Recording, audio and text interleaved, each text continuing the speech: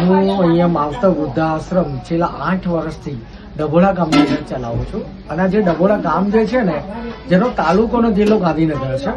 અને આ ગામની વિશેષતા એ છે કે અહીંયા ડભોડિયા હનુમાન દાદાનું મંદિર ખૂબ જ ફેમસ વિખ્યાત છે. છેલ્લા 1000 વર્ષથી સ્વયંભૂ પ્રગટ થયેલું આ મંદિરના પટાંગણની અંદર માવતર વૃદ્ધાશ્રમ અવિરતપણે ચાલી રહ્યું છે. પણ અમારી જે કથની અથવા તો અમારી જે દયનીય હાલત એવી છે કે અમારા આશ્રમ છેલ્લા 8 વર્ષથી ચાલે છે, પણ કોઈ પણ દાતાઓ શ્રી અહીંયા પધારતા નથી અથવા તો એ લોકો સુધી અમારી વાત પહોંચી નથી, એમ પણ અમે કહી શકીએ. પણ અત્યાર સુધી અમને કદાચ કોઈ મદદ કરી હોય તો ઓનલી ને ઓનલી એક જ ગ્રુપ જે છે એ રતન સેવા ગ્રુપ. તો આ રતન સેવા ગ્રુપની અંદર ઘણા બધા અમારા મિત્રો છે. અમારા મયુરભાઈ કરીને એક અમારા મિત્ર છે, એ વ્યવસાય તો એ એક રિપોર્ટર છે અને એવું કહે છે કે સત્યને વાચા આપે છે. અને એક એવું સત્ય છે જે તમારા હૃદયને ખરેખર કંપાવી દે એવું આ સત્ય છે. કારણ કે આ આશ્રમ જે છે એ આજે તમે જે જોઈ રહ્યા છો એ ભાડાના મકાનમાં છે. આનું ભાડું 1 લાખ રૂપિયા છે. રોજનો કદાચ હું એક વ્યક્તિનો નિભાવ ખર્ચ 100 રૂપિયા સવારના, 100 રૂપિયા સાંજના 25 માણસો છે તો રોજનો મારો 5000નો ખર્ચો થાય છે.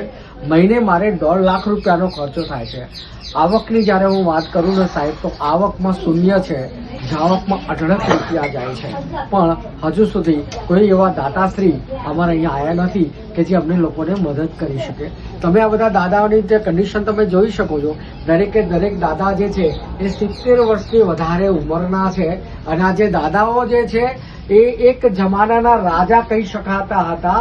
અને જ્યારે એમને સર્જનાત્મક ક્રિયાઓ એમની બંધ થઈ ત્યારે એમનું વિસર્જન કરવામાં આવ્યું છે. અને એક એવી વાત મારે તમને લોકોને ખાસ કહેવી છે કે જ્યારે આ વડલો સુકાવા લાગ્યો, આ વડલાએ જ્યારે સર્જન કરવાનું બંધ કર્યું ત્યારે લોકોનું વિસર્જન કરી નાખ્યું. અને એમની જે ઘરડી આંખો એ તમારા આગમનમાં એમના સ્વજનો જોઈ રહ્યા છે.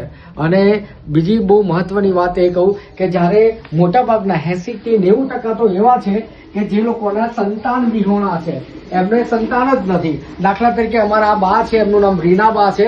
રીનાબા, આપ કેટલા વર્ષથી રહો છો? 6 વર્ષ. 6 વર્ષથી છે. તમારા ફેમિલીમાં કોણ કોણ છે? હું દાદા 2 છે.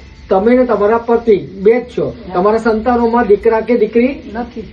દોસ્તો, તમે જોઈ રહ્યા છો કે આ અમારા દાદા જે છેલ્લા 6 વર્ષથી અહીંયા રહે છે, એમના સંતાનમાં કોઈ પણ નથી. અને બીજી અદભુત એક વાત કરું કે અત્યાર સુધી 8 વર્ષની અંદર અમે લોકો જે પણ દાદાને બાને રાખી રહ્યા છે એમાં 90%થી વધારે નિસંતાન વ્યક્તિઓ છે. અને જેના સંતાનો જે છે એ લોકો અંતિમ સમયની અંદર એ લોકો અમે લેવા પણ નથી આવતા. આવો અહીંયા તમે આ બાને જોઈ રહ્યા છો. બા, આપનું શુભ નામ શું? આપનું નામ? આપણું ગામ નામ શું? તમારું નામ શું? મારું નામ ફૂલાબા. ફૂલાબા, તમે કેટલા વર્ષથી અહીંયા રહો છો? 2 વર્ષ થઈ 2 વર્ષથી. તમારી ઉંમર કેટલી હશે બા? ખબર નહીં મને સાહેબ. તમે જોઈ શકો છો કે એમના ચહેરાની રૂપરેખાઓ પરથી એવો એક અંદાજ મારી શકાય કે કમસે કમ 80 થી 85 વર્ષના આ બા છે. એ પણ નિસંતાન છે. અને એમના કોઈ પણ વ્યક્તિ કહી શકે કે એમને લેવા નથી આવતું અને અહીંયા એમને એકલા મૂકી દીધા છે. એક આ બા પણ અમારા નવા આવ્યા છે. આ બા, તમારું નામ? સાવિત્રીબેન. સાવિત્રીબેન. અને આપની ઉંમર? 75 વર્ષ. 75 વર્ષ છે. અને બા, તમારા ફેમિલીમાં ઘરમાં કોણ કોણ રહે છે? 2 દીકરા. 2 દીકરા છે. અને દીકરીઓ નથી? તો તમે જોઈ શકો છો કે એમના 2 દીકરા હોવા છતાં પણ આજે સાવિત્રીબાની એવી દયનીય હાલત આવી ગઈ છે કે જેમને અહીંયા આશ્રમની અંદર આશરો લેવો પડે છે. આવા મારી જોડે 25 થી વધારે બાને દાદા અહીંયા વસવાટ કરી રહ્યા છે. પણ દુઃખની વાત એક જ છે કે અમારો આ જે ચિત્કાર, અમારા જે હૃદયની જે વાતો જે છે એ આપના સમક્ષ અમને આ માધ્યમથી અમે આપને મોકલાઈએ છીએ.